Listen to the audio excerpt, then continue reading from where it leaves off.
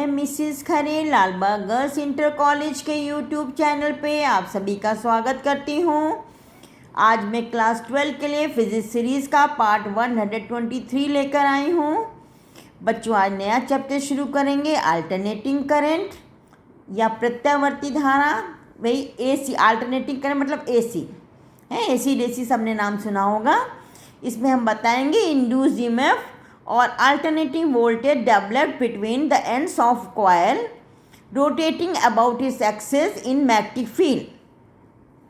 चुंबकीय क्षेत्र में अपनी अक्ष के पलटा घूमती कुंडली के सिरों के बीच उत्पन्न प्रेरित विद्युत वाहक बल अथवा प्रत्यावर्ती वोल्टेज। जब किसी कुंडली को एक शक्तिशाली चुंबकीय क्षेत्र में एक अक्ष के पलटा तेजी से घुमाया जाता है तो कुंडली में से गुजरने वाली चुंबकीय फ्लक्स रेखाओं की संख्या अर्थात चुंबकीय फ्लक्स में लगातार परिवर्तन होता रहता है। अतः कुंडली में एक प्रेरित विद्युत वाहक बल उत्पन्न हो जाता है तथा प्रेरित धारा भी बहती है। इस धारा की दिशा फ्लेमिंग के दाहिने हाथ के नियम के अनुसार होगी। ये आपकी प्रेरित धारा की दिशा का नियम आपको बता चुके हैं बच्चों। माना तार के एन फेरों की कुंडली है, ये ए बी सी डी, ठीक है, एन फेरों की कुंडली है और एक बाह्य चुंबकीय क्षेत्र बी में छेद के लंबवत क्षैतिज अक्ष के परिता दक्ष क्लॉकवाइज जो है दिशा में कोणीय वेग ओमेगा, जैसे मान लीजिए ऐसे है, ये ऐसे कोणीय वेग ओमेगा से घूम रही है। समझ में आए? ये इस तरह से घूम रही है तेजी से।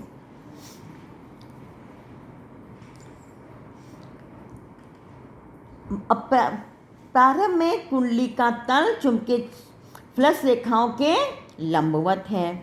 ये फ्लक्स रेखाएं यूं है और तल इसका यूं है, इसका कुंडली का तल यूं है, ठीक है, ये यूं है।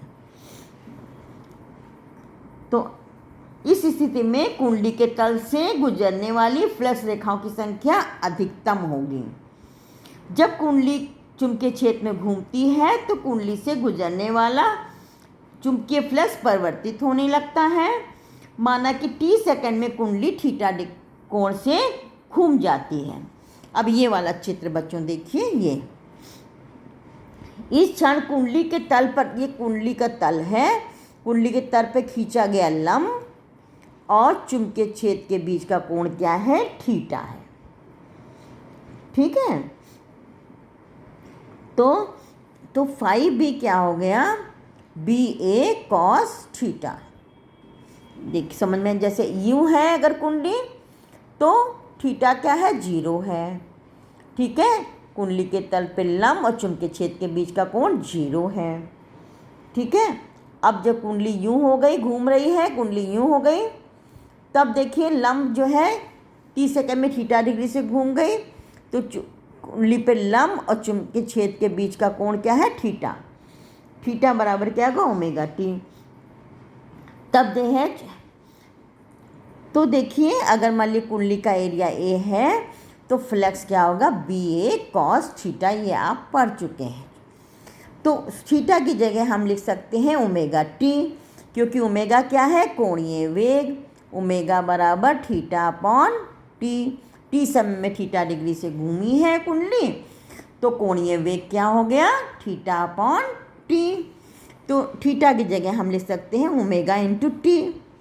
अब d phi b by d t differentiate करेंगे टी के रेस्पेक्ट में तो ये आ जाएगा minus b a omega sine omega t, है ना। साइन कॉस थीटा का डिफ्रेंशिएट होता है माइनस साइन थीटा, और क्योंकि टी के रेस्पेक्ट में ये गुणा है, ये ओमेगा टी है, यहाँ पे टी के रेस्पेक्ट में है तो ओमेगा गुणा हो जाता है डिफ्रेंशिएशन में, ठीक है।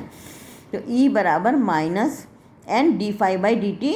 ये क्या? फैराडे का नियम था, है ना। Induced EMF rate of change of flux की नेगेटिव वैल्यू के बराबर है। तो ये आ गया एन देखिए, और d phi by d t का मान यहाँ से रख दीजिए, माइनस तो ख़त्म हो गया यहाँ से, है ना। N B a omega sine omega T, तो ई बराबर E zero sine omega T, ठीक है। तो ई जीरो बराबर क्या है, एन बी ए ओमेगा, ठीक है बच्चों। अब आइए इसको हम देखते हैं ऐसे। अब ये देखिए किस तरह से वेरी कर रहा है। देखिए जब ओमेगा टी क्या ये इक्वेशन थी, फिर से मैं यहाँ लिख रही हूँ, ई बराबर E zero sine omega T या थीटा, है ना। तो जब ओमेगा टी बराबर जीरो यानी थीटा बराबर जीरो, थीटा बराबर जीरो का मतलब है कि कुंडली कैसे है, यूँ है, ठीक है। थीटा बराबर जीरो, तो साइन जीरो बराबर क्या होता है, जीरो। तो देखो थीटा बराबर जीरो, तो ई बराबर जीरो, जीरो को किसी संख्या से गुणा करें जीरो ही मिलेगा।